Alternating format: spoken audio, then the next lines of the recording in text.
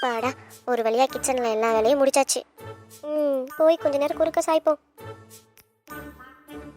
ஏமா எப்ப பார்த்தாலும் ஃபோன் நோண்டிட்டே இருப்பியாமா? ஏதாவது வேலை பார்க்கணும்னு உனக்கு தோணவே தோணாதா? போ, மாடியில இருக்க துணியெல்லாம் எடுத்துட்டு வா போ, மழை வர மாதிரி இருக்கு.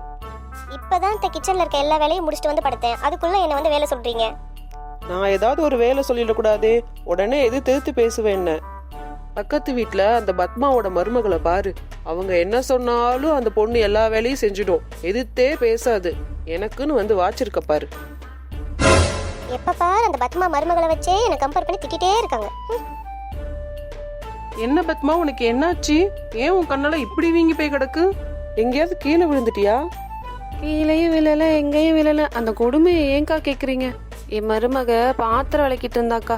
நான் போய் என்னம்மா இப்படி விளக்கிட்டு இருக்க, எந்த பாத்திரத்துலயும் கரை போகவே இல்லைன்னு சொன்னேன். அதுக்கு அவ என்ன நினைச்சாலோ தெரியல, பக்கத்துல இருக்க பாத்திரத்தை எடுத்து ஒரே போட்டுட்டா. அடிச்ச அடியில கண்ணெல்லாம் இருட்டிட்டு வந்துருச்சுக்கா. அத்தை, விளக்க வேண்டிய பாத்திரம் நிறைய சேர்ந்து போய் கிடக்குத்த. நானு பாத்திரம் விளக்க போறேன், நீங்களும் ஒத்தாசைக்கு வரீங்களா? இது பாத்திரம் விளக்க போறியா?